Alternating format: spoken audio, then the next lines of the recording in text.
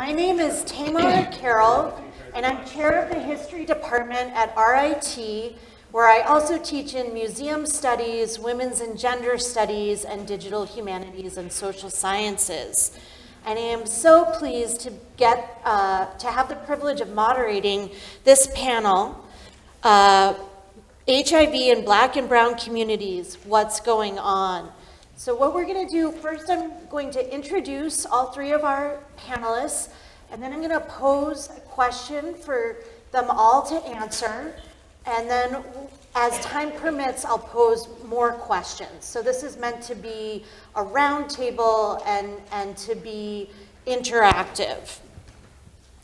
So Dr. Aisha Scott is a joint appointed assistant professor of Black Studies and Health Policy and Management at Providence College in Rhode Island. She is currently working on a book manuscript entitled Respectability Can't Save You: The AIDS Epidemic in Urban Black America. Her book focuses on the impact of the HIV/AIDS epidemic in the African American community and the role of respectability politics or moral policing on state and community leaders from 1980 to 2010. And I have read early versions of some of that book, and it is wonderful. So thank you for coming here to be with us today. Dr. Natalie M. LeBlanc is an assistant professor and the Harriet Kitzman Dean, endowed fellow in health disparities at the University of Rochester School of Nursing. Dr. LeBlanc is an interdisciplinary nurse research scientist with 20 years experience in public health, nursing, and health research. She critically assesses health issues from both public health and clinical perspectives, both globally and domestically. She investigates the ecological, cultural, and systemic factors, the social determinants of health that influence health and wellness outcomes. Her research has two main focus areas. One, healthcare provider perspectives and praxis in sexual health promotion, including across the HIV status neutral continuum, and two, the context of sexual health and vulnerability among non-heteronormative populations, specifically Black people and other persons of color, with particular focus on couple-centered HIV prevention. As a nurse researcher, she seeks to address determinants of health disparity and assets within people and places that can be leveraged towards implementation development. Patricia Corey Doniger is a nationally certified nurse practitioner and founder of the Center for Community Practice at the University of Rochester. She received her training from the Graduate School of Nursing at Binghamton University and is certified by the American Nurses Credentialing Center. Pat has over 30 years of experience as a clinician in STD and family planning clinics, primarily responsible for the development and implementation of the MC HIV STD VH prevention program clinics, unique model of integrated STD HIV VH prevention services provided in clinical, community, and juvenile criminal justice settings using a highly efficient nurse-based self-sustaining clinic model.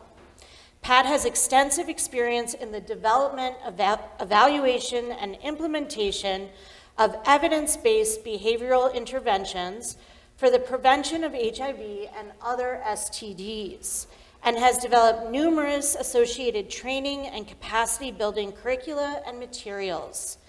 She is the co-developer with Gary English, who founded the MOCA Center here in Rochester, of an evidence-based group-level HIV STD behavioral intervention for Black gay men, Many Voices, which was selected by the CDC for national diffusion. For our first question, panelists, if you could tell us more about why there are such big disparities in HIV rates in Black and Brown communities, compared to the white communities. What do we know about this? Should I start? Yeah. So I approach this question as a historian who focuses on race and medicine, and specifically looking at the HIV/AIDS epidemic. And the answer to this is certainly multi-layered and complex. But something that I really want us to think about today is that HIV/AIDS is in many ways a placeholder for the way many diseases disproportionately impact Black and Latinx communities. HIV/AIDS is an essential vehicle for understanding the ways in which respectability politics or moral policing have been used to systemically racialize socioeconomic disparities that inherently leave the African American community vulnerable. A vulnerability that is being highlighted again today with the current COVID-19 pandemic, and that Du Bois warned us about in his study in 1906, where he told us that if we controlled for poverty, that racial health disparities would disappear. So this vulnerability, by intentional avoidance of systemic root causes, so access to affordable housing, employment, quality education, and healthcare, is purposeful and historical, justified through racialized manipulations of respectability over time. So respectability politics shape the national, local, and community responses, or lack thereof, toward the African American HIV/AIDS epidemic. And refusal to treat disproportionate poverty as a trigger for the HIV/AIDS epidemic in the African American community is a contemporary manifestation of medical racism at best and genocide at worst. So the failure of the legislative successes of the civil rights movement of the 1960s to translate to the lived experience of Black people by shrinking inequities in housing, education, employment, and healthcare, as they promised to do, left the community ripe with susceptibility to HIV in the 1980s. The Centers for Disease Control has identified poverty as being the most consistently significant factor for being at risk for contracting HIV. And one of the consistent themes that I have come across, and that Dr. Breyer even spoke to earlier today in my conversations with HIV/AIDS advocates, is that of housing as HIV prevention.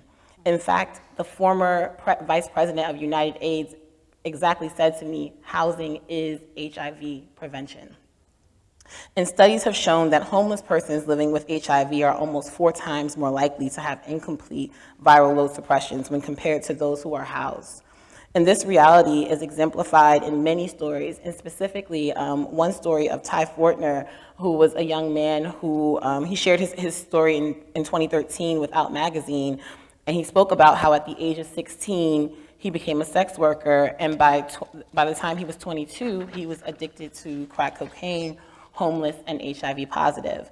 And after going through, his initial phase of emotions of trying to find himself within this diagnosis, Fortner found out that once HIV reached advanced stages or progressed to an AIDS diagnosis, that he would become eligible for aid from New York City's HIV/AIDS Services Administration, also known as HACA, which includes providing housing assistance, financial aid, access to free medical care, and other supportive services. So in order to secure an apartment for the first time in his adult life, he sacrificed his health. Fortner took matters into his own hands. He began sabotaging his health to qualify for these benefits. He sums up his strategy stating, "Don't take no meds, don't go to a doctor," and that's what I did. I sabotaged myself to get my numbers down. At one point, Fortner found himself in a nursing home with blood clots in his legs as his illness progressed. But ultimately, at the age of 28, he received his AIDS diagnosis and the keys to the first apartment he ever had in his adult life. And while this behavior may be seen from someone on the outside looking in as self-destructive, even afterwards he said it was worth it because now I have a stable place to live, and he was able to get into the continuous care that he needed in order to take care of himself. So when asked about New York City's progress in addressing the HIV/AIDS epidemic from the 1980s to the present, the former associate manager and social worker for the AIDS Service Center in New York City, Kiani McCoo, stated, "The access that people of color have to healthcare in New York City is amazing. The dedicated HIV/AIDS clinics where patients can get quality care from amazing, experienced, and compassionate doctors is a great model. Is it perfect? No, but it's the best in the US. But that being said, she went on to say that she has a lot of clients that come from other states to New York City in order to get access to care, because they don't have access to that health care where they're from. But the other problem is then that they become, many of them end up in the New York City shelter system because they can't afford to live there. So we literally have people making decisions about whether or not they'll be able to have access to health care or a place to live. So ultimately, the story of HIV/AIDS in the Black community is one of disinvestment, not only in public health infrastructure, but in affordable housing, quality education, and gainful employment that perpetually leaves this community vulnerable to poor health outcomes. Thanks. Hello? Good morning. So thank you for that, because I think it somewhat segues into, where my headspace was when I read the question when we discussed earlier. And I don't think we can speak about disparities and health disparities broadly without, and my initial background's in cultural anthropology, so, and I'm an 80s kid, so I'll start there. So I don't think, we can speak of the disparities of Black and Brown, and I also think of indigenous communities as well. And so in this country, it's our First Nations. I also have experience working in sub-Saharan Africa, so I think of indigenous communities there who are continental African. And I don't think we can speak to disparities without thinking about the initial encounters of Black and Brown and Red people with Western, what we now know as Western society. And so we know the role of colonialism in, whether it's the United States, in most of the world, has created this disparity that we see across, health, housing, all of it. And so, and also with some populations, this has included attempts at genocide. So, you're speaking of people who have this historical trauma that is still coming up, and the residuals of that comes up in behavior, in systems, and puts folks at allows them to be vulnerable to what we see in terms of disease, in terms of health more broadly, and has them exposed a bit more to what we know as social determinants of health, which we now know what that is. Most, and specifically, looking at chattel slavery, looking at the Indian Removal Act, looking at redlining, looking at Jim Crow, looking at mass incarceration. So across the, the years, the centuries, we're talking about this way of oppressing people from being human, essentially. So more specifically, I also speak to anti-Black stigma and violence, which tends to be couched in other cultures. So wherever you have Black populations, you will see some gross disparity, and that's the reality. And we have to come to a place where we're humbled enough to understand it and to acknowledge it. Right? And also, I think because of the way colonialism and slavery and these processes were rationalized, we have this belief around the Black body being diseased and being ill, and that is something in our DNA. And although I think we are moving away from that as a society, there is an earnest way of thinking about how we think about people and disparities and what causes disparities. There is still this underlying belief that Black people don't feel pain as much. There's still this, it must be something in the DNA around Black women dying, maternal death. There must be something about why they have HIV, right? Like they must get it quicker, or there's still those beliefs.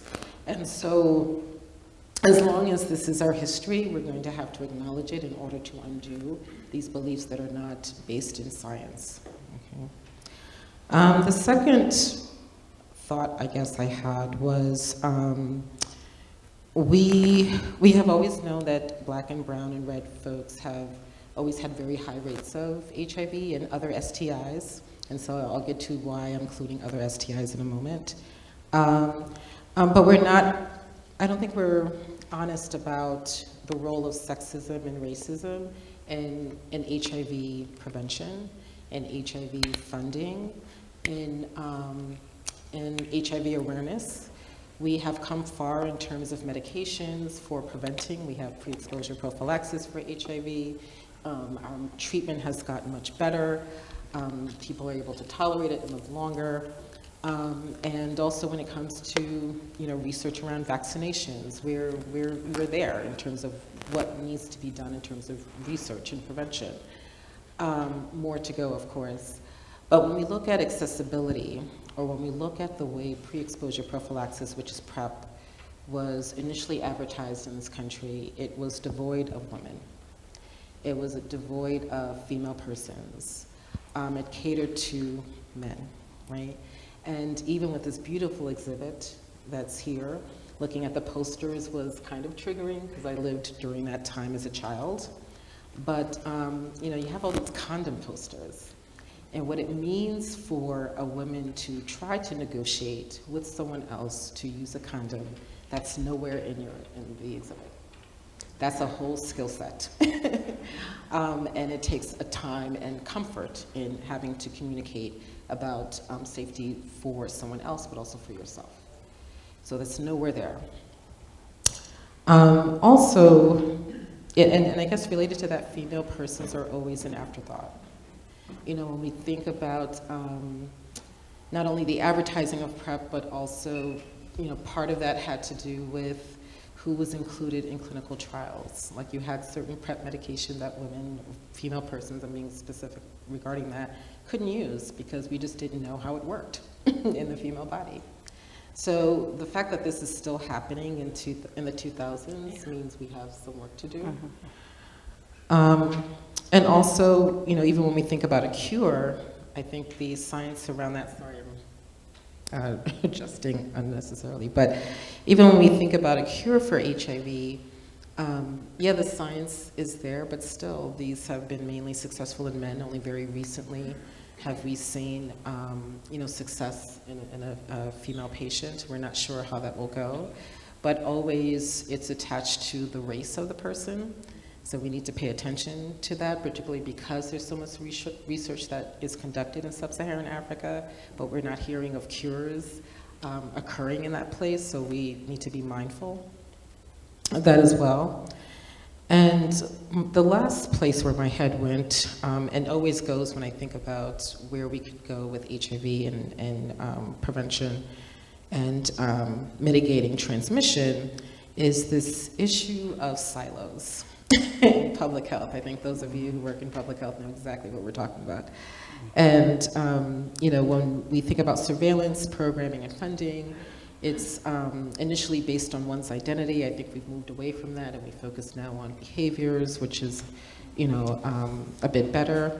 But I'm still not convinced that this works for Black populations, regardless of sex, sexuality, gender presentation, age. We find that with Black persons across all groups are disproportionately affected. So I'm not sure if, I am sure that we need to reimagine and rethink how we think about programming with regards to HIV, which we have separated from other sexually transmitted infections. I understand that there's other, ways of transmitting HIV, but I would like us to see us move more towards a sexual health promotion model. We know that sexual health is not only about disease prevention, but it's how one feels about the body, how safe, how can, what does consent look like, what does intimacy look like. And so I think bringing or evolving more towards this more holistic model may help with the stigma that still persists with regards to HIV and other STIs, and noting that as human beings, there's certain behaviors that we engage in that may cause disease. And so, by separating out, and I, of course, as an 80s baby, understand, the politics that was going on in this country, but, as you note within the exhibit, different countries handle it differently. And we had to kind of sit with that, sit why it was handled differently in terms of the posters and the compassion that we asked of the public. And so thinking from a public health programming perspective and funding, because that's the other issue, is that funding tends to be for what we call key populations, but we know that there's certain strategies that just work across the board. And so I know I'm speaking very broadly, but because of this broader system, we see these disparities. And so we have to think of a way of reimagining how that can work. I think I'll stop there. Okay, thank you. I would definitely agree with obviously the points that have been made in terms of the social determinants of health, the importance of that in creating and maintaining disparities, and also about focusing on sexual health. I think one thing I want to say is I'm here without my other half. I was supposed to be here with Gary English, who at the time we started to collaborate was the executive director of MOCA, Men of Color Health Awareness Center in Rochester, which he founded, and it was the first organization promoting sexual health and HIV prevention for Black gay men in the state, actually. So I got involved with him through a collaboration. I, up until a few years ago, was the director of the STD clinic, otherwise known as Bull's Head Plaza Clinic, in Rochester. That clinic is the health department's clinic, but has been contracted to the University of Rochester Infectious Disease Division for 40, 50 years, something like that. So we all are University of Rochester ID personnel, but we run the county's STD HIV clinic at Bull's Head. So I have more program experience. I'm not a researcher, but was in charge of programming, and definitely am aware of the public health points that Natalie was making about silos, because for a long time, you know, STD funding was here, HIV prevention funding was here, and you couldn't mix the streams. So I started out in women's health, and then was in charge of an STD clinic in Rochester, in Binghamton.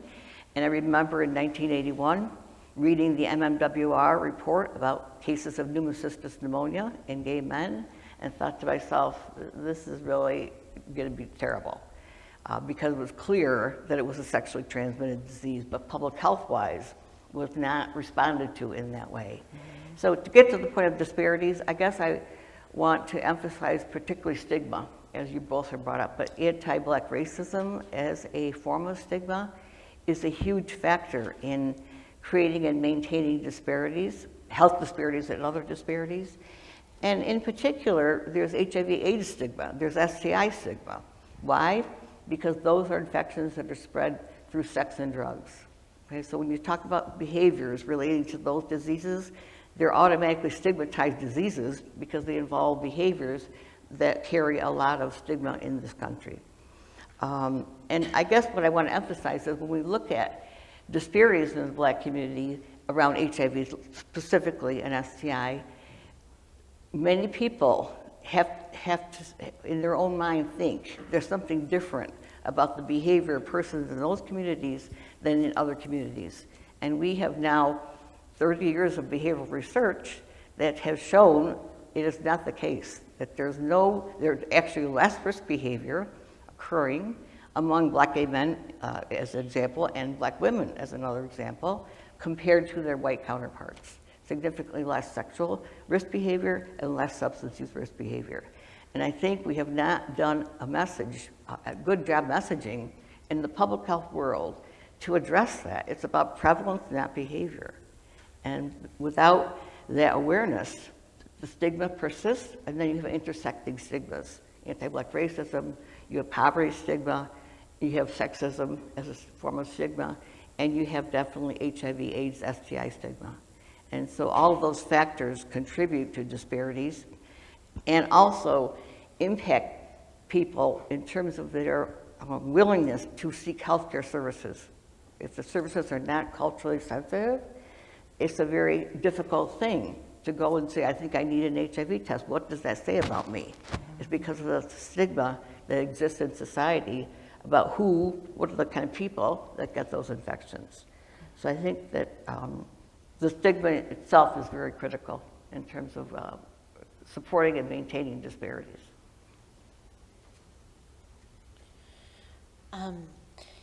to follow up on Natalie's point about sexual health, can you talk a little bit more about what sexual health looks like for different populations?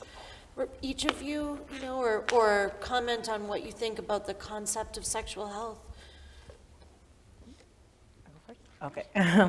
So I think in terms of what sexual health looks like for different populations, I think really kind of building on some of the points that have been made earlier is that it's so distinct how each group, that this is, HIV/AIDS really, I think is a good avenue for exploring intersectionality, because really each group has very particular needs and they're different from one another. And one of the problems is that a lot of the awareness campaigns have really been very blanketed and meant to reach every population.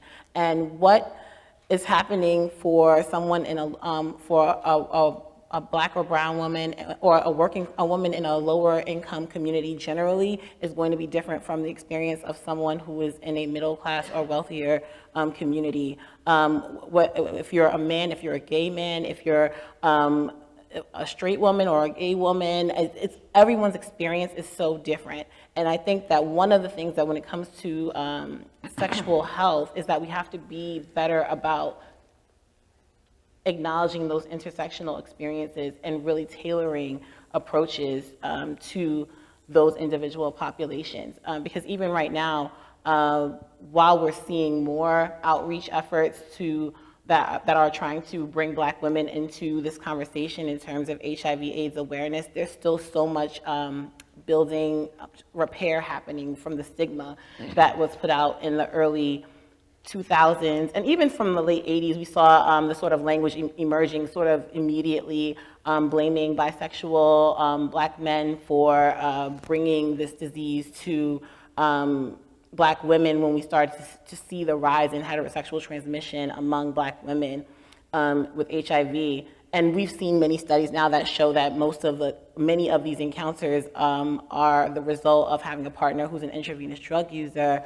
But even with all these studies, it's still like this idea of down low culture. We're still trying to build back against that sort of stigmatization that was so pervasive, especially after the 2001 episode of Oprah with J.L. King, and then his subsequent bestseller book. And you had these Black women who were scared because they're hearing about this disease that is ravaging their community, and they're like, how do I protect myself? And here comes this man with a likely villain to blame, and they're like, yep, there's the answer. And I talk with my students about how there was a CD-ROM that used to come with this, which really dating myself here, right? A CD-ROM that used to come with this book that was supposed to tell you about how to identify if your partner's on the down low, and we know how problematic that is, right, at this point. But this was really, I can remember sitting on the couch with my mother when this came on, my mom saying, I don't know what your generation is going to do.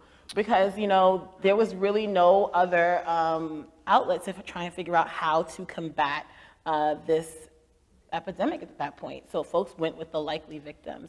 So, the likely villains of the story. So I think we're doing a lot of moving away from the stigmas and the imagine of what HIV was to really trying to get to what it actually is, and trying to make sure that the awareness is targeted to what's actually happening versus the story that's been told, and trying to move away from that idea of the single story that we talked about earlier. I know you're dating yourself, I'm dating myself. So in terms of sexual health for different in terms of much better, sexual health for different populations, I think it's what what fits the population or what fits the individual. And so I think broadly we know that part of it's disease prevention, but we tend to be very focused on the disease prevention. Part of it is relationships. Part of it is how you build intimacy with other people. And part of it's pleasure.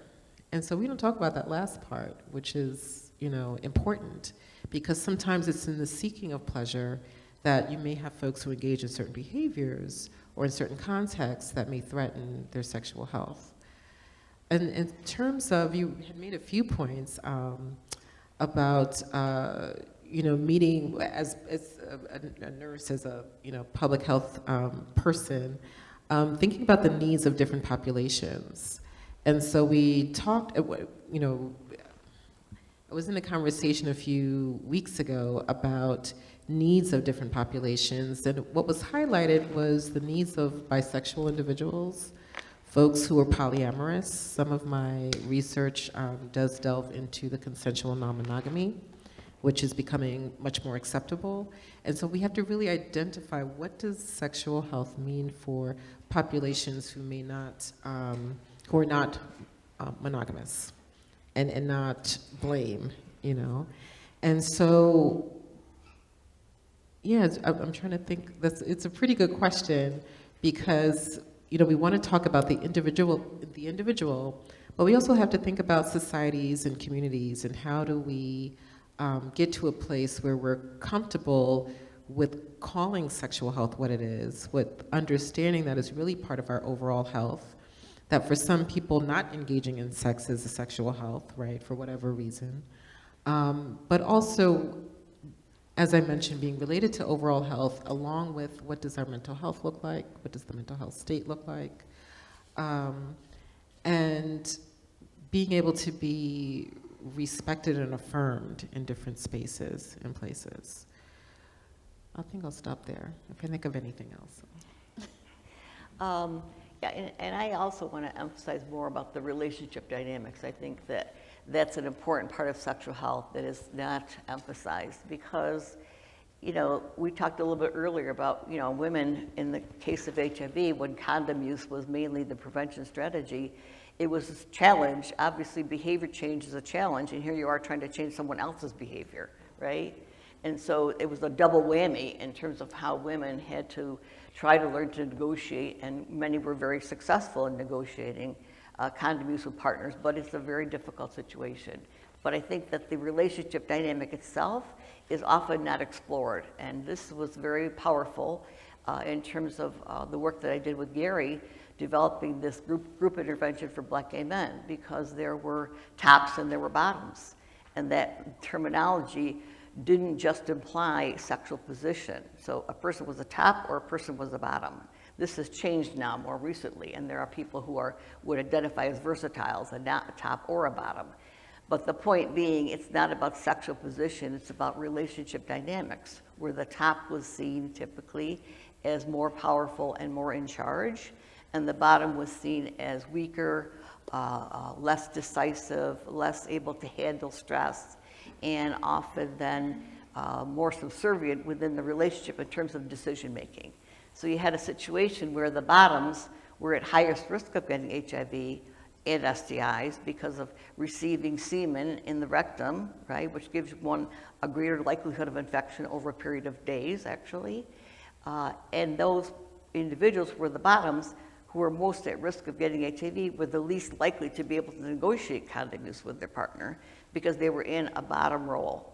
And so that sexual relationship dynamic was very, very powerful, but in the sense of how HIV prevention was being done, there's no discussion of that. And when we were developing Many Men, Many Voices, this group intervention we did for Black gay men, Gary English and I were co-developers, we did a lot of focus groups and a lot of formative work in the beginning, and the men said, if you're not talking tops and bottoms, you're not talking to me. And I think that, again, gets back to what your point is about being very targeted and recognizing the intersectionality of forces and how they affect different populations differently. And so I think sexual health, and part of what we were doing with that intervention, Many Men, Many Voices, was focusing on sexual relationship dynamics. How to talk to the partner, how to say what you want, how to think about what you want in a relationship. What kind of power do you have? What's nurturing power? How is that different than authoritative power? And how you can use the power that you have to improve and get out of the relationship what you want, sexually as well as emotionally, as well as romantically, or whatever. And I think that's also a factor for women as well in terms of relationship dynamics. What do you want out of a relationship? What are you getting out of this one? And does that meet your needs or not? And what does that mean for you in terms of what you think you might want to do going forward? Those are conversations we have in the clinic and are routinely things that we talk to our patients about, but it's not routine in many places that you would even talk about the partner. And yet here we have HIV and STIs who, diseases you get from someone else, you have to invite the partner or partners into the room because they control or have some control over what that person can do or not do. And I think that's what I think is most important about sexual health that can be addressed in a clinical situation, is to invite the partner in the room, partners, whatever the situation is, and talk about those dynamics and how they may be influencing things negatively or positively, either way, but to recognize that all of us who are in ongoing relationships understand there are power dynamics. And I think that that is very important to talk with persons about, and not often a conversation that's had. So when I think of sexual health, I think of talking about sexual relationship dynamics and what that person is experiencing and how it's influencing choices they have or don't have. I just wanted to, kind of just after listening to you all, wanted to just add on that, when I think about, I think that we also see, HIV tells us the story of how stigmatization of any marginalized group hurts all of them, because we see how this starts as a stigmatization of gay white men, and as a result, right, the Black community really didn't even know that they were being impacted negatively by the HIV/AIDS epidemic for almost a decade. It's not until the late 80s that when it's visible and people are starting to die, that folks and that community activists are like, hey, there's a problem, something is happening here, this is actually impacting our community as well. And this delayed surveillance is the result of this stigmatization. They just weren't looking at these communities because they decided that this was a disease of gay white men. And we're still trying to sort of build back from that now, because largely straight Black men don't see HIV/AIDS as a problem that is impacting them today. So there's not a lot of targeted outreach for that particular population. So as we're seeing gay men of color get access to more resources, Black women start to get access to more conversation, even though they haven't been fully included yet. Straight Black men in many ways don't really see this as a conversation that they need to be part of, because they're like, if I'm not an intravenous drug user, then my risk is minimal or doesn't exist. So we really see how stigmatization really causes this ripple effect over time and within marginalized populations. I'd like to add to that 2 points. One, to what Patricia was saying around communication. And so I would say sexual health is part of that, being able to communicate what you want and what you need. And a number of folks I find just within the research are unable to do that. They're unable to because they, one, maybe don't have the language. The other may be, not wanting to cause discord. And so I don't want to hurt my partner's feeling. I don't want this relationship to end, but I don't know how to vocalize what I want, what I'm feeling, what my needs are, and can't convey that. And then the other piece too around access and who has access and stigma.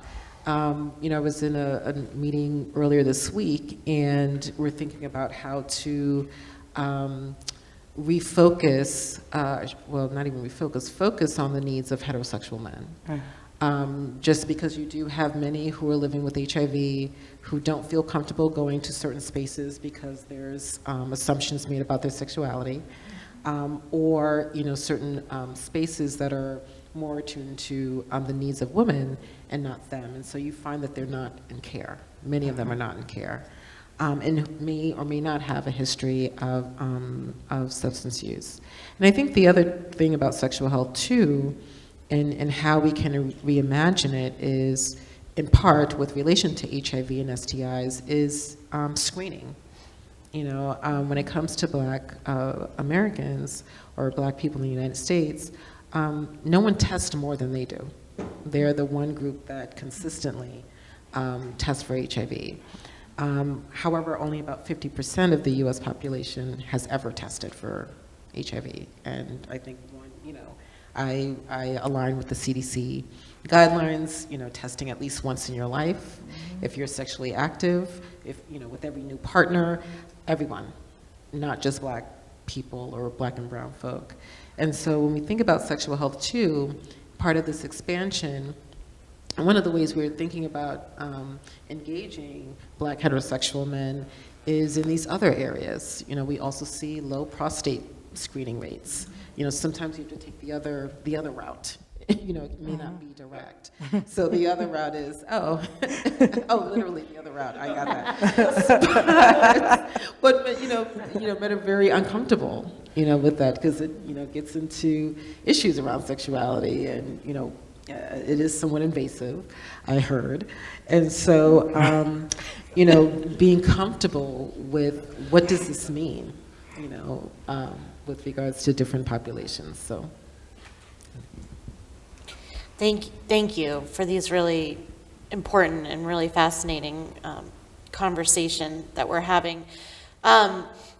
Listening to you all, you have so much research about what actually could work, right? And what could reduce HIV infection rates and help people live healthier and longer that do have HIV.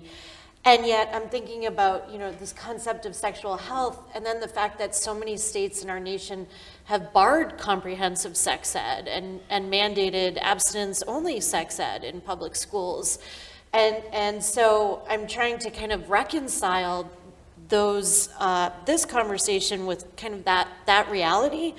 And I'm wondering if you could speak a little bit to this next question about, why are we not implementing public health strategies that we know work to curb HIV infections? What are some of the barriers and how could we collectively move progress forward on this? So I go first. So I would say that it's intentional that we're not addressing doing what needs to be done to curb HIV infections. We know that there's been so much evidence about harm reduction housing, about providing housing to folks, and seeing that and I don't have the numbers in front of me, so I'm doing this from memory. I want to say that about 70% of those who were in this harm reduction housing were in consistent care within a year of being in the housing. About half of them were virally suppressed, and most of them if they had some sort of substance abuse problem, were in a treatment program. Not all of them, but a large percentage of them. So we know that getting people stable housing helps curb the transmission. One, because we know that folks who get to undetectable are not transmitting HIV. So getting people in care, getting them access to consistent, stable housing is major in terms of curbing this epidemic, but that requires structural change. That requires addressing these systemic problems, making sure that people have quality schools to attend, quality employment waiting for them on the other side of that education, and affordable housing once they are able to secure these jobs. And it's easier to sort of put Band-Aids than to really have to conceptualize restructuring the way that we engage in preventative public health. I would just say that, I think we all saw this very clearly during the COVID epidemic with the then president, whose name I mentioned, up at the podium, and Tony Fauci doing a head plant, with the disinformation that was being given about COVID and COVID transmission and COVID prevention. Public health is political. Public health is political. It's something that I think as a healthcare provider, I was very naive to, did not really understand that within the context of my training. But the role of health directors are really advisory roles, and the people in charge are the legislators, and also obviously congressmen, senators, presidents, governors, et cetera. So I think that the advocacy is extremely important in terms of getting what needs to be done. But for example, even within a fairly moderate political environment, it took a bunch of people, a coalition that I was part of, 5 years to get condoms in the schools in Rochester, in Monroe County. years. Yeah, and some of you probably were part of that. But, you know, a simple measure like availability of a condom is a huge, huge benefit in terms of being able to implement safer behavior and safer sexual behavior. And then you look at PrEP uptake, and PrEP is a very, you know, inexpensive in terms of a free drug available on that, but, you know, uptake is very low. And still a lot of people don't know what PrEP is. It's very safe. There are very few side effects. It's a pill a day. And I think that, you know, it's not been widely promoted. Why? Because it's about sex and drugs. It always goes back to that. So when you have a political environment where people are more conservative, are not comfortable talking about PrEP, or think that if you take PrEP, you're going to stop using condoms and then STI rates are going to go up, or if you take PrEP, you're going to have more sex, it all becomes about that very basic stigma of trying to control people's sexual behavior in the United States, which is more extreme and politicized, I think, than in many other developed countries. So I think that, you know, there is a lot that is done, and there is a lot that's working. Obviously, the rates are down in terms of new cases, and there's more stable, but still close to 40,000 new cases a year of HIV in the country. In Rochester, we're still, you know, hovering well under 100 now new cases, which is better than it was. So some things are working, but to go further, we need advocacy to influence politicians to fund and approve of what we know are safe measures relative to HIV prevention and STIs, as well as services, obviously. Natalie, what do you say? I mean, I have so many thoughts going on right now, but I'll try to keep these succinct. So the first, I'm made to think about sometimes with certain interventions, if they do help the marginalized, you have certain people who don't want to see marginalized people helped. So there's that. And then, you know, it does take funding, and I think thinking out of, I know it's cliche, but thinking out of the box and thinking about what does it mean to have a healthy society. You have people who believe that health is a privilege, not a right. And so there's that undergirding sentiment, which I think disallows politicians and disallows even researchers to take the deeper dive to investigate what can work and adapting what we know does work. So when it comes to, there's so many thoughts. You know, when it comes to why, you had mentioned something around school-based education. And something that I've gotten in the habit of doing, and I guess within the past 5 years because of who our president was really thinking about what motivates people to think the way they do. And why do, and then, you know, why are they thinking that way? What's motivating them? And one of the things that I think about it with regards to school-based health education, because I think it does start there. I have a postdoc who's working with me, and her interest is in pre-adolescence. She's like, we got to get them early. She's originally from Malawi, so we had to have a discussion about American parents and their kids and sexuality, and ways to address that. But I'm like, okay, what's really the issue, you know? And where could this be couched, right? Because part of it is also anatomy. I'm like, this stuff goes into the science as far as I'm concerned. So you have young people who don't even know basic anatomy. Let's start there, right? Just, you know, a friend and I were speaking earlier this week, and we're just like, anytime no, this was a meeting. It wasn't even, you know, it was a friend of mine, but this was a meeting. And we're just like, yeah, you ask young people, how many holes you got down there if she's female, right? And then sitting back and having to think, oh. And then, so there's that piece. And then there's also the relationship piece. And then there's also, and a reason why I go back to science, because we saw this with COVID, is people stop believing in science. Mm-hmm. And yeah, there is a history of misusing science, of making false claims about people and persons and, you know, pathways. But I think, couching it in a way that, speaks to learning, and, people are going to have issues with, individual sexuality and that kind of thing. But I think that we can start dealing and addressing that when we think about the body. Like, we're here, we're human beings, we're walking around. There's more human beings that get born, so obviously stuff is happening. There are folks who, engage in pleasure. It's not only about having children, but, we do this stuff for fun, too.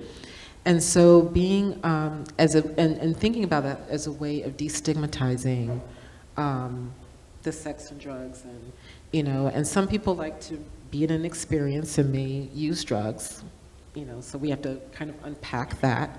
And this is a 1,000-year-old practice of enhancing people's experiences. But when it's intertwined with trauma, then there's more unpacking that we, have to do. So I think is thinking about when it comes to how do we get public health to think in a way, not only public health, but politicians and the like, to support, that health is really a right. It's not, and what healthy societies mean for development, what healthy society means for a society evolving and becoming better, because we can't really do the things that we do. We can't really challenge the climate change that we have. We can't really challenge the infrastructure building that's needed if your population is not well. Can I add? I also just like once again listening to you all just kind of prompted some thoughts too, and I think that we also have to be mindful of the erasure that happens to protect certain subsets of the population. So even with Black women, there was a lot of erasure of the diversity of experiences of HIV when it comes to Black women. The face of HIV for Black women for so many years was Ray Lewis Thornton, who was on the cover of Essence in 1994, and the title of it was like the quintessential Buppy. She's like literally that was on the front cover, and describing her as like this middle class Black woman who was a political organizer in DC, and how she was hosting a blood drive and just was donating as part of the what she was doing for the day, and that's how she found out that she was positive, and that became the face of HIV for Black women. And not to say that her experience was not important and that did not need to be included, but that became it. Like, you didn't hear about working class women, you didn't hear about women who were struggling with substance abuse, you didn't hear about women who were formerly incarcerated. You don't hear their stories. And it's just now that we're starting to sort of unearth those experiences and bring them into the conversation as well. And even early on with white women were also erased from this epidemic as well. And I remember one of the articles, I know every historian, when you go to the archives, is that one thing that sticks with you. And this article that was written in Cosmo that I know Dr. Brian knows very well here, that was written by Dr. Robert Gould, who basically said that women, it was written in January of 1988 when we really had a clear understanding of how HIV was spread. And he essentially said that as long as you're engaging in normal intercourse in the missionary position, then you will not contract HIV. And this is Cosmo, so this is a wide readership. And you think about the population that was reading that magazine in January of 1988. That same month, an article was running in Ebony magazine by Laura Randolph, also problematic, but talking about the rise of heterosexual transmission and of HIV in Black women, but it was blaming bisexual Black men. So it was also problematic, but the disconnect between those experiences and how clearly this one experience was kind of erased Black women from it, and what Dr. Robert Gould was talking about. But then he also made white women feel as if they didn't need to protect themselves. So there's like this multi-layered erasure that's happening here that really makes folks feel that they don't have to engage in these difficult conversations. So sort of trying to bring that wool from over people's eyes and say, like, you have to really sit with the fact that we're all at risk for this in one way or another, and really deal with those factors. Aisha, you're making me think about representation, and because we're here in conjunction with the exhibition of HIV/AIDS education posters, I wondered if any of you wanted to say anything about how Black and brown people have been visually represented in terms of HIV and AIDS. And I didn't ask you this beforehand, so it's a pop question, so I apologize. And if you don't want to speak about that, we don't have to, we can go on. But I thought maybe it's worth thinking about that as well. I don't know. For me, like I said, I think that for Black women, for a long time, it was really Ray Lewis Thornton, or it was the idea of people who were struggling with drug addiction, and very dramatic images of folks who are dealing with all the circumstances that come along with substance abuse. So I don't think it showed that, we've seen a lot of more recent documentaries that show that, someone living with HIV really could be the person sitting next to you, the person in the supermarket. Like, these are regular folks. This is not, it doesn't operate in extremes. And I think that we are just getting to a space now where we're starting to move away from these very extreme images of what someone with HIV looks like, especially within the Black community, because often folks in the Black community are thinking about HIV as someone who is either struggling with substance abuse or someone who's very promiscuous, and or someone who does not identify as heterosexual. So if you're not in one of those three identities, they don't associate you as somebody that would have HIV. So I think we're trying to work to move away from that now. I just would like to reflect some of what I've heard from Black gay men in various groups at various times when I'm doing Many Men, Many Voices or other venues. I think that what happened for Black gay men initially was when the epidemic was recognized to be shifting, not totally shifting, but was starting to increase among Black gay men. That was actually in the mid-90s. It was very early on that the epidemiology was changing. And yet, as you mentioned, the recognition of that, even at the CDC level, was really very, very low. And the focus was very much on white gay men. So they had to do a bit of catch-up work, when they were saying, well, what do we have for Black gay men? That's actually how Many Men, Many Voices that was created here in Rochester got selected for national diffusion, because at the time, which was in the late 90s, it was the only HIV prevention and intervention focused on Black gay men in the country. And how sad is that? Okay, so my point being, the playbook was, let's do what we did for white gay men, and just put Black faces on it. So there were sex parties and condom parties and blowing up condoms and throwing them around the room, or other kinds of more social strategies, I would say. And for Black gay men, that wasn't the issue. Those were not the issues. And so additionally, the imagery of very buff Black gay men without shirts in sort of sexually provocative poses on posters, for many Black gay men, was offensive, because their perception was that it played on this sort of stigmatized image of hypersexuality of Black men. Pathologizing. And exactly, pathologizing, and the historical concepts of that, which are deep-rooted in this country, as you know.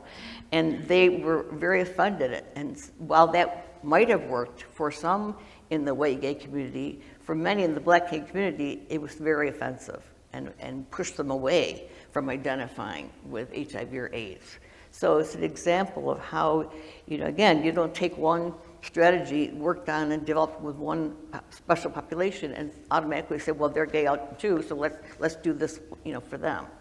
I think that the needs of Black gay men were much around social determinants of health, but also about stigma and anti-Black racism that they felt within the white gay community at times, and also homophobia, which they felt within the Black community. So there was a lot of isolation and multiple layers of stigma, to the point where there was like no place where they felt identified, where they felt safe in terms of it as a community.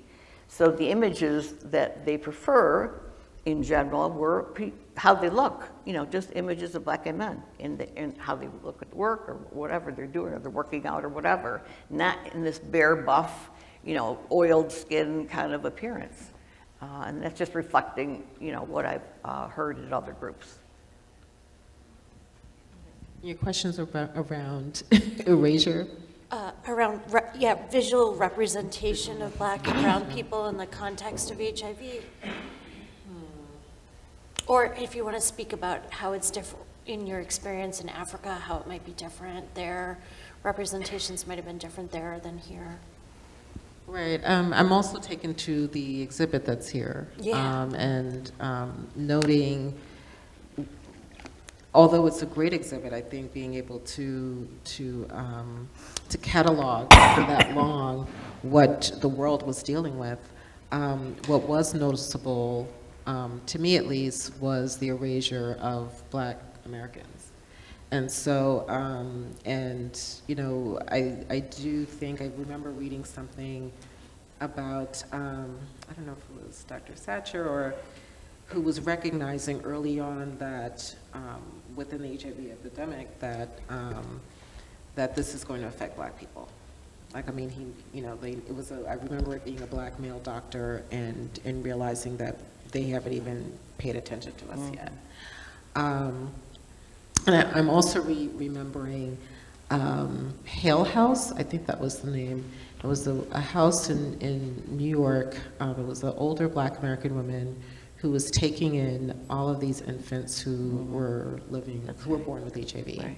And I think it's the first time that I thought of the medical field, because I was just like, wow, she has a whole house full of babies.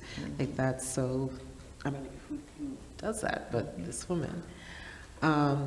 So I guess in terms of, and I guess the reason why I also mentioned it somewhat being triggering is remembering growing up, and I'm of Haitian descent, so my father's Haitian, my mother's Black American, and remembering clearly Haitians being blamed for HIV in the US. And remembering my father, you know, first of all, it seemed there was shame around being Haitian. Right? And so, because either you were met with violence or, you know, and you know, just being half, I didn't speak the language, so there was that. And then my, you know, parents, and bless their hearts, sent me to a Haitian school that was very strict and, you know, was in fights for the first year because you're not Haitian enough. But my father, you know, once, you know, kind of looking at me and had me by the shoulders, and he's like, don't be ashamed of me. I'm sorry, I'm getting emotional. But, because I would never expect to be ashamed of him. So he would take us to these rallies and these protests and like, no, this is what it means to be visible. And to let people know that you're not, willing to be shamed. You know, particularly that if you know the history of Haiti and Haitian people, we're just not coming from that place. And not being, you know, not being afraid to be seen, right, because of where you are. And so I guess, too, when it comes to representation, and it's not always in the posters, but it's what's said and what you read. But when we look at what we see among Black women today, you know, non-US born Black women have anywhere from 4 to 10 times the rate of HIV over US born Black women. So we're missing something.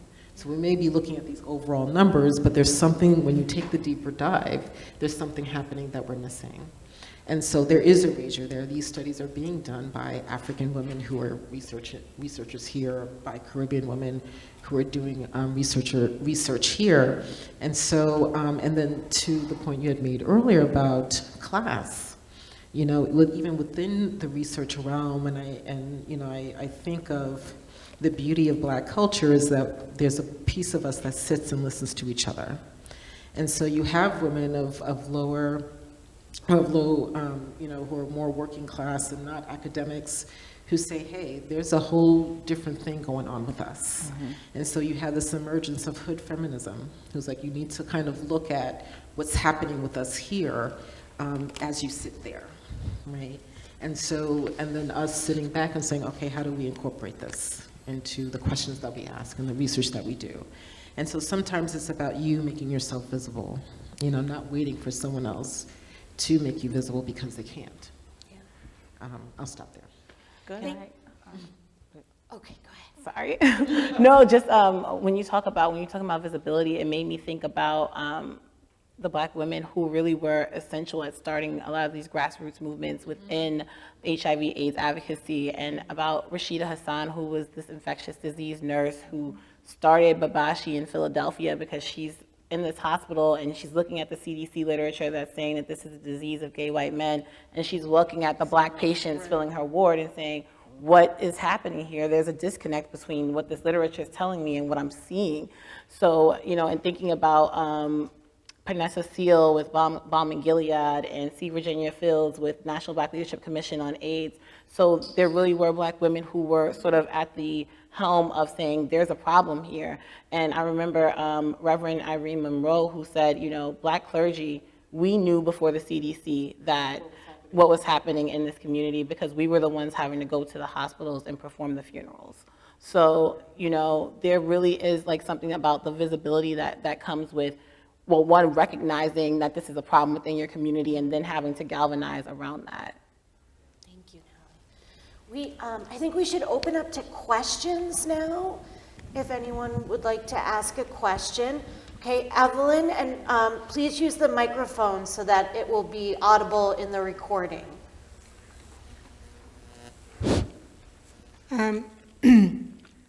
My concern primarily is with those of the age under 40, especially young people who are in elementary school, secondary school, high school.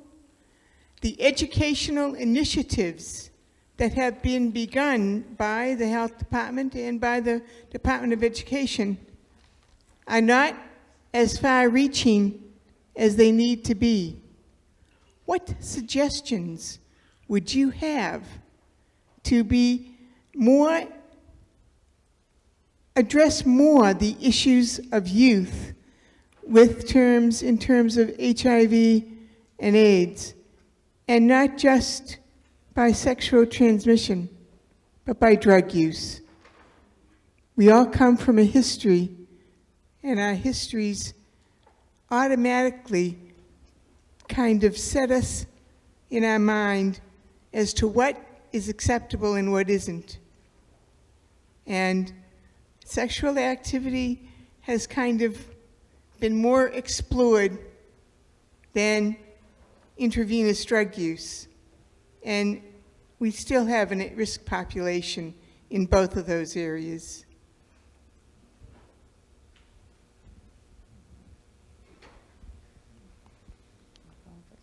Okay.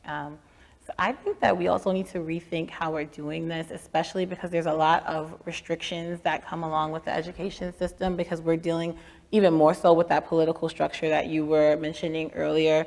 I think we need to look at using other organizations as they'll be open to it, like a Girl Scouts, like a Boy Scouts, like these other auxiliary organizations, to try and bring that education into the system. You know, as somebody who was a Girl Scout, I had to do, to get my gold award, I had to do a community-based project, and I'm sure that there would be, and that there have been projects that were based on HIV/AIDS awareness and other sorts of things. So seeing how we can sort of use those sort of community engagement youth organizations to sort of bring that education to the form, I think that's something we need to explore more, because focusing in on just the schools themselves, I don't think that that's going to work, because we're always going to be up against red tape and the bureaucracy that comes along with that system. Yeah, I agree completely with that. I think that, I mean, the school is important, and obviously there's been efforts, as I mentioned before, about, you know, condom availability in schools. We did a lot of work to get testing in schools, HIV and STI testing in schools, but I agree that there's other methodologies. I mean, there was a period of time where social media campaigns and public communication campaigns were very successful with youth. We did a Pop It, Stop It campaign probably 10 or 15 years ago, focused on the increased cases of HIV in adolescents, involving a lot of adolescents in different communities and neighborhoods, and did posters and presentations and campaigns around that. And also, Not Me Not Now was very successful as a delay, not abstinence, but as a delay strategy. So you can do things outside of the school setting involving community-based organizations like you mentioned.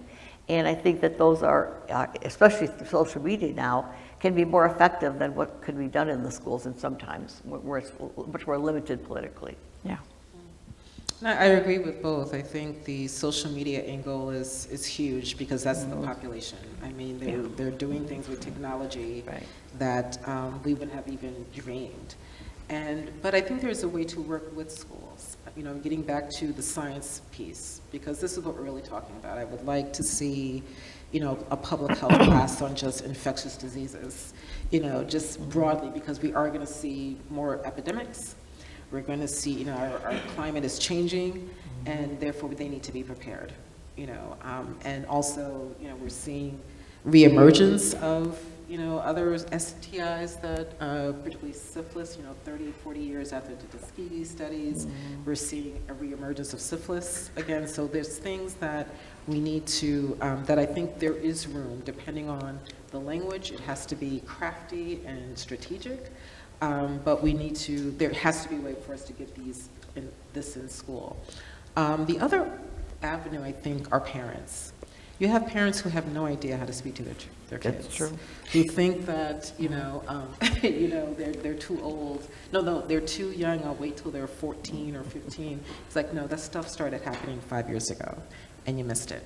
And so giving parents the tools that it needs, or parents or caregivers, or even aunties, because I'm an aunt and I'm very involved in my nieces' and nephews' lives to a point that they sometimes don't call, but you know, getting involved to a point and being aware to a point where you're comfortable having certain conversations. My mother was a nurse for over 30 years. And I learned about masturbation from her. She's like, oh, if you're feeling a certain way, go handle yourself, go in the shower, you know, just get in tune with your body. That was her messaging. My father wasn't too thrilled, but, you know, but there has to be at least one parent or caregiver or adult who's able to have frank conversations with young people and understand that the language around behavior, also around mental health, is changing. And so, and I guess as the over 40 crowd, being humble that there may be things that we don't know and trust in our ability to provide guidance, but also being open to, we may not have all the answers. Well, Natalie, I have a 7-year-old daughter, and I haven't had the talk with her yet, but I would like her to come see the exhibit. And I was thinking to myself, how am I going to talk to her about it? So thank you for your inspiration. I may ask you for some tips during lunch. And, I want to thank our panelists. I want to let everyone know that if you pre-registered, you can pick up your box lunch in the ballroom. So we'll be going out and across the atrium where you entered the building and into the other side of the building to get to the ballroom. If you did not register, you can purchase lunch at the Brown Hound Cafe and bring it with you into the ballroom. And you want to do that because you don't want to miss Jessica Latcher-Feldman, curator of the Atwater AIDS Education collection at University of Rochester's River Campus Libraries. You don't want to miss Jessica talking during lunch about that collection, which is the basis of the exhibition. And then after Jessica's comments, there'll be some time to go see the exhibition, and there'll be some time for that later in the day as well. Thank you so much for joining us, and thanks to our amazing panelists.